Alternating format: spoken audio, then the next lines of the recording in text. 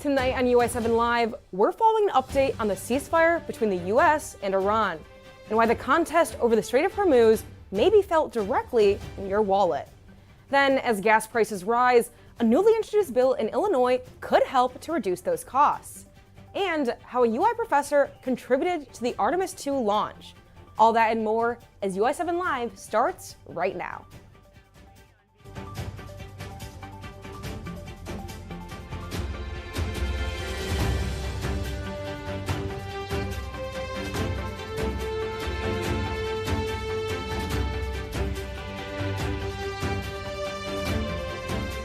From Richmond Studio at the University of Illinois, this is UI7 Live. Good evening. It's Wednesday, April 15th. I'm Caitlin Devitt. And I'm Nathan Gonzalez. Thank you for joining us. And just 1 week before the ceasefire with Iran is set to end, President Trump maintains this war is very close to being over. Senior Pakistani government officials arrived in Tehran today to continue those peace talks. On their agenda, a discussion of Iran's nuclear program, the Strait of Hormuz, and wartime damage compensation. The current ceasefire is on shaky conditions as the U.S. began their blockade of the Hormuz Strait this week. This started after unsuccessful peace talks led by J.D. Vance in Islamabad over the weekend. Caroline Leavitt says President Trump is not currently planning to extend the ceasefire deal, but is optimistic these talks could yield an agreement. As the U.S. and Iran fight over control of the Strait of Hormuz, there's been very little traffic through that critical waterway. This blockade has impacted the global oil supply, and here in Illinois, people are still feeling the impacts, despite the temporary ceasefire. UI7 Newsroom's Mary Piacenti has the latest. Sophomore Hadley Sienna commutes 20 minutes to campus every day, but her drives are coming with higher and higher costs. The rising prices has made a big impact. My typical gas bill has gone up about $20, and that's every 10 days or so. The rising prices has made a big impact. Commuters like Sienna across Illinois are feeling the pressure because of a nationwide hike in gas prices, a hike due in part to the U.S.'s involvement in the war in Iran. Back in February, Illinoisans were paying an average about $3.50 at the pump. Fast forward to today, and now Illinoisans are paying about $4.30 a gallon, skyrocketing from what they were paying before. That's almost 20 cents above the national average of about $4.12 a gallon. An average associate professor Jason Satchel says is far from dipping down. I don't think we'll see that for maybe at least a year. Republican lawmakers in Springfield pressuring Governor J.B. Pritzker to eliminate the state's sales tax on gas, a move the governor says would negatively affect the state's infrastructure improvements. What we need first and foremost is for the federal government and Donald Trump to end the war in Iran and get out and allow gas prices and oil prices to come back down. And with President Donald Trump's blockade on the Strait of Hormuz, a critical route for nearly 20% of the world's oil supply, expect to brace for gas to take a good chunk of your budget over the next few months at least. Mary Piacenti, UI7 Newsroom. And Illinois House Republicans have proposed a bill that would get rid of the gas tax. That's at least temporarily. Illinois currently has a 5% sales tax on gas purchases. Republican State Representative Ryan Spain introduced a bill this month to relieve Illinois families from the cost of gas. That bill would eliminate the sales tax for 6 months. But Illinois Governor J.B. Pritzker told UI7 Newsroom's Mary Piacenti that sales tax is essential to maintaining public facilities. I will also remind you that every dime of the gas tax that anybody pays in the state of Illinois goes to paying for upgrades in our roads and our bridges and our airports and our water ports. Vitally important for us to attract jobs and business to the state, vitally important for people to be able to get, home and to work and to the doctor and to the grocery store. While this war may feel like it's halfway across the world, the University of Illinois is a lot closer to it than you may think. A new university project is helping researchers better understand the risks of naval mines in the Strait of Hormuz. The project looks at how mines in the region could impact global shipping and energy supplies, as the Strait of Hormuz is one of the most important waterways for oil transportation in the world. About 20% of global oil passes through the strait, making any disruption significant for the global economy. Researchers are using advanced modeling and technology to study how mines could be detected and cleared more safely and efficiently. The research comes as concerns about mines being placed in the waterway are growing, and this has already disrupted shipping and increased energy prices worldwide. And over in Washington, House Democrats are taking steps to invoke the 25th Amendment. They introduced a new bill that would create a commission to see if the president is fit for office. The 25th Amendment outlines a procedure if a president becomes unable to perform their duties. The amendment states the vice president and cabinet can remove the president only if they provide their written declaration that the president is unable to discharge the powers and duties of his office, and the vice president shall immediately assume the powers and duties of the office as acting president. This movement comes after the president threatened a whole civilization will die in a Truth Social post about Iran last week. Governor Pritzker argues the president's recent actions justify this bill. Here's more from UI7's interview with the governor. Something genuinely wrong with the man, and you can just see it in his everyday actions and words. And that's why I think the 25th Amendment needs to be considered and invoked by the cabinet and the vice president. Now, the success of this bill is unlikely because the House is still controlled by Republicans, and Trump could still veto the bill if passed. Staying on topic, just hours ago, House Democrats unveiled articles of impeachment against Defense Secretary Pete Hegseth.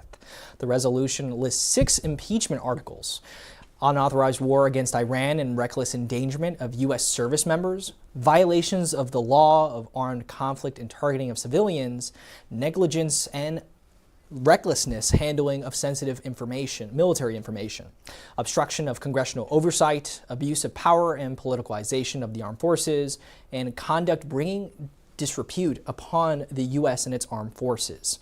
Despite this push against Hegseth, Republicans still have a majority in the House. Any further action would require some of them to join Democrats and vote in favor of the resolution. Turning now to the state government, Illinois Democrats are continuing their push for a measure to make abortion access cheaper. House Bill 5408 would allow people with limited or no medical insurance to get abortions. The bill would be funded by a provision in the Affordable Care Act that covers abortions in cases outside of rape, incest, or the medical well-being of the mother. Insurance companies would be required to collect at least $1 a month from each enrollee to go toward abortion coverage. Lawmakers say this bill is meant to give insurance companies more clarity on how to allocate funds. Illinois already requires insurance companies to cover abortion care by law, but this measure would expand resources to those who can't afford it. The bill is still being considered in the state legislature. Now, shifting gears here, students and staff members at the University of Illinois are petitioning for administrators to de-ice campus contracts this week. Global Crossing Airlines, commonly known as Global X, transports college athletes to sporting events. But the company also operates more than half of ICE's deportation flights, with some of these plane rides happening on the same day. U of I spokesperson Pat Wade says the school doesn't directly pay Global X, but the university does work with Anthony Travel for athlete transportation, which may work with Global X at times. This petition is part of a larger national movement by the Service Employees International Union, calling for boycotts against companies that contract with ICE. And supporters of this petition are demanding the university cut ties with Global X and provide support to students who may be deported. In other university news, faculty members at the U of I campus in Springfield have entered the second week on the picket line. Tenured and tenure-track faculty have been striking since April 3rd after they couldn't reach an agreement on salary increases. The UIS Faculty Union wants a 2.6% increase in the fiscal year and a 6% increase over the next 2 years. But the UIS has offered 3 different options for increases, 2 of which begin with 1% raises, and those could increase under the U of I system's university salary program. The latest meeting between the 2 parties happened just yesterday and lasted for 5 hours, but they didn't reach any agreement. However, some negotiations have already been made in other meetings. An agreement on parking and professional development has been reached by both sides, and classes have stayed in session for U of I students during this strike. Coming up, the annual Christie Clinic Marathon is coming, but that's not the only marathon approaching. All this and more after the break. Every day, we are here, turning classes into careers that change lives and research into solutions that save them. We are here, creating jobs, driving innovation, proving what's possible with purpose, passion, and creativity. We are here, serving our communities, working today for a stronger tomorrow for all. We are here.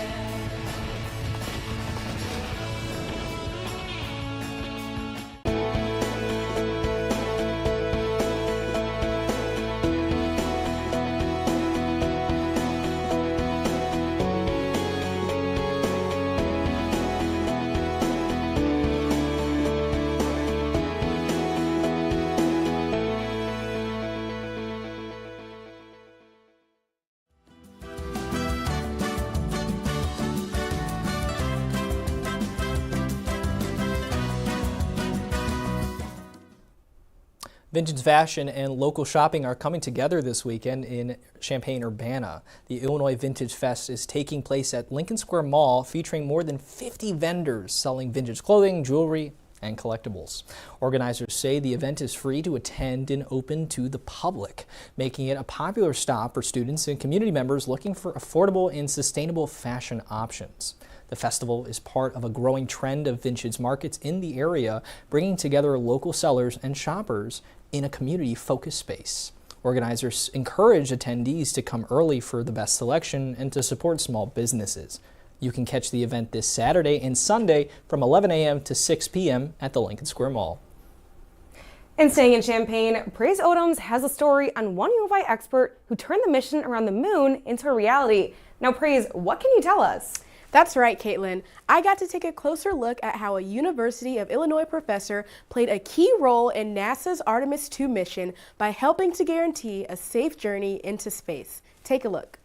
After 10 days in space and traveling farther from Earth than anyone ever has, the Artemis II crew is back on Earth, marking a major milestone in NASA's space exploration. For one University of Illinois professor and three-time alum, the mission is more than just history, it's personal.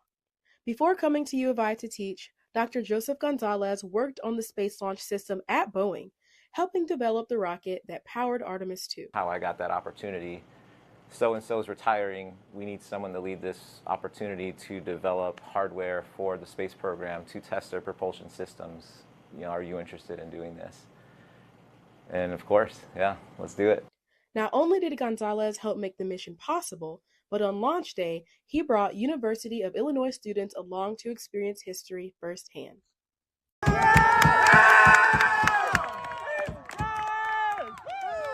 A mixture of excitement, joyful tears, also nervousness, because in your mind you're like, keep going, keep going, keep going. Seeing the thing that you worked on for so many years take now astronauts. It's now no longer empty. There's 4 people on board that are going to the moon. The Artemis II crew made their return to Earth last Friday, capturing the attention of people nationwide, with both NASA and Gonzalez calling it a textbook touchdown. It was a textbook entry back into back to Earth, and everything looked pretty good. And then once you saw the beautiful deployment of the parachutes, and that's when you know that, we're looking good. Dr. Gonzalez seeks to teach students what he's learned, and he has a goal of traveling to space. This was Praise Odom's UI7 Newsroom. And that work paid off as the crew completed a successful splashdown, marking another major step toward future lunar exploration. A major fundraising event is bringing the Illinois basketball community together in a fight against cancer. The Kickin' Cancer Illinois event features a night of dinner, auctions, and appearances from college basketball coaches, all supporting the American Cancer Society. Brad Underwood, head coach of the Illinois men's basketball team, is part of the event's leadership committee, helping guide fundraising efforts and community involvement. In the 30-plus years of this event, over $179 million have been raised. The event is part of a nationwide cause that brings together coaches, teams, and fans to raise money and awareness for cancer research. Attendees can participate in silent and live auctions, hear from guest speakers, and connect with other local supporters. Organizers say events like this play a key role in funding cancer research and helping patients across the country. And students at the University of Illinois are coming together for a cause through one of the campus's largest philanthropic organizations. Illini-a-thon is a student-run group that raises money and awareness for the hospital Sisters Health System St. John's Children's Hospital in Springfield. Throughout the year, students host events and fundraisers to support children and families receiving medical care. The effort all leads up to their annual dance marathon, a high-energy event where students celebrate their fundraising efforts and connect directly with families impacted by the hospital. Organizers say Illini-a-thon is about more than just fundraising. It's about building a community and supporting kids facing serious health challenges. Since its founding, the organization has raised millions of dollars to help provide life-changing care and resources for children in central Illinois. Students say the mission is simple, making a difference, all for the kids. And one of Champaign-Urbana's biggest annual events is just around the corner. The Christie Clinic Race Weekend is set to take place April 23rd through the 25th, bringing thousands of runners and visitors into the area. The event features multiple races, including a full marathon, a half marathon, a 10K, and a 5K, giving runners of all experience levels a chance to get involved. Now, the course runs through the University of Illinois campus and surrounding neighborhoods in Champaign, Urbana, and Savoy before finishing off inside of Memorial Stadium. Organizers say the race is known for its flat and fast course, making it popular for runners hoping to set personal records or even qualify for the Boston Marathon. With thousands expected to attend, officials are encouraging residents to plan ahead for those road closures and increased traffic throughout the race weekend. The event is also going to require nearly 3,000 volunteers, and if you're interested in volunteering, you can sign up on the marathon website. Still ahead on UI7 Live, a lawsuit takes aim at the EPA over air pollution standards. We'll see why health groups say delays could put lives at risk. Plus, will the weather in Champaign-Urbana finally settle down? UI7 Weather's Owen Preco has the latest forecast. That's next.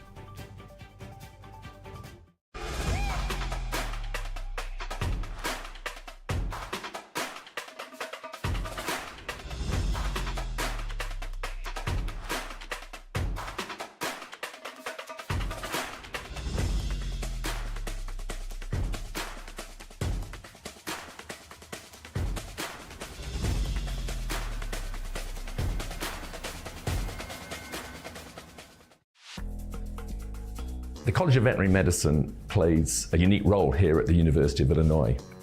We've developed a series of 8-week practicums in which the academic training the students are receiving is blended with practical experiences with some of the experts that we have here at the college. In the Masters of Veterinary Science program, we're not only training people to think, we're also training them to do.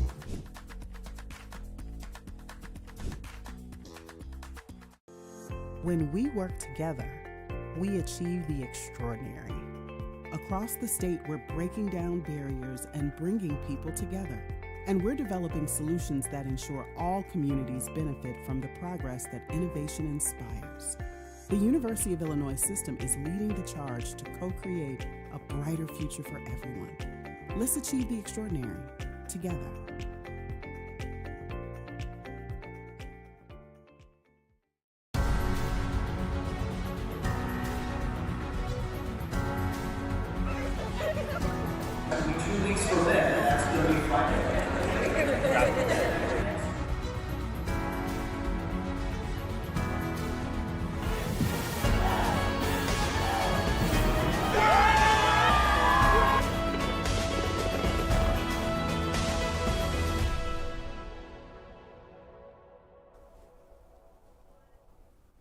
Welcome back. If you've been thinking April is feeling a little hotter than usual, there's actually some science behind that. Experts say it is unusually hot outside for this time of year, but what is even more unusual is the duration of the heat wave. Senior meteorologist in AccuWeather John Farrick says, quote, "We're going to have records challenged from basically Georgia all the way up to New York City area and back towards the Ohio Valley." All this heat comes from severe storms in the Midwest this week. And according to the National Weather Service, heat is the leading weather-related cause of death. Luckily, that scorching heat won't last for long, as a cold front is expected to come on Sunday. And here in the studio with us today to break down the rest of this week's weather forecast is UI7 Weather's Owen Preco in for David Flores. This heat wave has caused some summer fever throughout the area, but unfortunately throughout this weekend, that summer fever will go away as colder temperatures will be forecasted throughout most of this weekend. Looking at the current weather satellite right now, you got several thunderstorms up near Iowa, and especially some scattered thunderstorms down in Oklahoma as well. Looking across campus as well, most of these thunderstorms are going to hit just south of campus, so we should be not within any severe risk for weather-related stuff. Looking at our current weather forecast right now, temperatures around 73 degrees, cloudy conditions with southwesterly winds around 15 miles per hour as well, so relatively breezy conditions outside. Looking ahead throughout the next couple of hours as well, again, relatively cloudier conditions going to remain throughout most of this afternoon into tonight as well. Again, come 10 o'clock, some possible showers, eventually maybe even some scattered thunderstorms throughout midnight tonight as well. Looking ahead tonight, lows around 63 degrees. Cloudier conditions again will remain throughout most of tonight into early tomorrow morning with southwesterly winds around 10 to 15 miles per hour as well. Looking ahead at tonight's severe weather outlook as well. So campus right now is located over the slight risk. I don't think we'll expect to see any severe weather events. However, most of these will take place throughout the lower plains regions, especially in parts of central Oklahoma and central Missouri as well. Looking ahead at Friday's severe weather outlook, campus right on the border between that marginal and slight risk again, probably won't expect to see any severe weather events. Most of that going to be throughout the central plains, throughout Iowa and most of Missouri as well. Forecast for Thursday morning, low pressure center right over northern Nebraska again, especially one right over, the Chicagoland area. Very warm conditions expected to remain throughout most of today and tomorrow over the central Midwest, with rain showers expected over the eastern Midwest, over parts of Indiana and western Ohio as well. Again, some snow bands up here into northern Montana. Looking at forecast for Friday afternoon, again, a large cold band of air gonna come across over parts of the Rockies. Cool breezy conditions gonna remain over parts of the central plains. And again, that low pressure center is going to develop over parts of Wisconsin. That low front extending throughout parts of the Midwest, especially down to Texas. Going to see some possible thunderstorms throughout there as well. And then warm conditions expected to remain over parts of the eastern United States as well. Now our temperature trend, again, averaging around 66 degrees Fahrenheit throughout the rest of this week into early next week as well. Again, looking at Wednesday, Thursday, Friday, temperatures way above average, expected to get around 80 degrees on Friday, but then looking back throughout this weekend and into parts of next week as well, temperature is going to cool down a bit, especially Sunday, looking at temperatures near 50 degrees, and then Monday, Tuesday, temperatures will rise a bit, but they won't get back to that average temperature. Looking ahead at our seven-day forecast, temperature is going to remain throughout the mid-70s between tonight and then especially through tomorrow as well. Temperatures around 80 degrees tomorrow, but then once again come this weekend and even into early next week as well, starting to get those cooler temperatures. Expected to end that heat wave we've been getting throughout this week. Again, Sunday, highs near 50 degrees, and then even Monday, Tuesday, again, back up into the 60s. But not many special events coming. Saturday, early chance of morning showers, and even into Tuesday, some afternoon drizzle. But yes, so we did have that heat wave this week, but however, this weekend, that cold frontal passage will end that. Back to you guys. Oh, and thanks for the update. Now, sticking with weather, Champaign County is seeing its lowest drought percentages since last May. Just a few weeks ago, Champaign was in the extreme drought category, and today, most of Champaign County is categorized as abnormally dry. Last month, we saw 2.5 more inches of rain on average than we usually see in March, and this is good news for local farmers whose cattle was compromised because of the dryness. Staying with local farmers who may be sweating over more than just this heat wave. New research shows that over the past decade, the price of land farm equipment and fertilizer has risen. And according to the Illinois Soybean Association, recent tax disruptions have also put pressure on Illinois farmers. Right now, the war in Iran is hiking up fertilizer prices even more, according to the NDSU Agriculture Trade Monitor. But that's not the end of it. Illinois imposes something known as the death tax. This raises tax exemptions for $4 million to $6 million. And with prices rising, it's becoming easier to hit $4 million. A number of Illinois environmental organizations are working against recent changes to federal regulations. Back in February, the Trump administration announced the repeal of, quote, endangerment finding, which provided regulations on greenhouse gas emissions. Now, this means the Environmental Protection Agency can no longer regulate emissions from cars and power plants. Illinois' Clean and Equitable Jobs Act is meant to limit that pollution, but can't do so without the support of federal agencies. Since the repeal, Illinois has been one of 24 states to sue the EPA for this move. And still ahead, we're looking at the iconic ship with a misnomer and how the people on board unfortunately found out. Don't go anywhere, we'll be right back. The Immerse Center for Immersive Computing at the University of Illinois Urbana-Champaign unites expertise across campus to shape the future of immersive computing. By blending the physical with the virtual, immersive computing is poised to transform healthcare, education, science, the arts, manufacturing, agriculture, retail, entertainment, and more. Our teams span immersive technologies, applications, and the human experience, with experts in hardware and software, AI and human-computer interaction, psychology and neuroscience, medicine, and the arts. We co-design across disciplines to deliver mobile, responsive, and trustworthy systems that enable rich, collaborative, all-day immersive experiences. Driven by real applications and centered on human experience, we work hand in hand with industry. We build real systems. We are redefining how people design, learn, and interact with computing.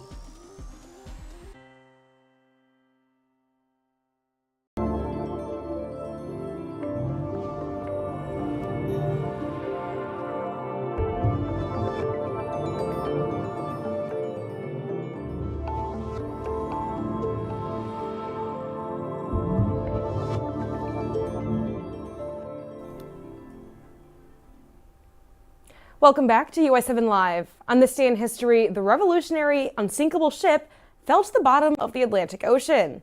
It was 2 a.m. on April 15, 1912, when the RMS Titanic sank just hours after hitting an iceberg. Now, Titanic Captain Jack Phillips received many warnings that there would be ice ahead, but he ignored them. Phillips was among the 1,500 people who died that night. The sinking of the Titanic influenced many of the regulations that ships follow today. It also became a key part of American pop culture, inspiring books, movies, and documentaries. His iconic feature film became the first movie to gross over $1 billion. And before we go, we here at UI7 Newsroom would like to wish a very happy birthday to our Assistant Director, Nathan Murphy. Nathan, you are integral to our broadcast every week, and we cannot thank you enough for the work you do every week at Richmond Studio. Happy birthday. And that's all we have for you this week. If you've missed any part of our show, be sure to check us out on Facebook, Vimeo, Roku, and don't forget, UI7newsroom.com. And be sure to follow us on Instagram for all your latest Champaign County news. We'll be back next Wednesday. Have a good evening. You know, fun fact, I actually have never seen Titanic. Me neither, actually. Isn't it like 3 hours? Why would I watch a movie for 3 hours? I can barely get through Avatar. Love Avatar. It's great. I don't care for... What's his...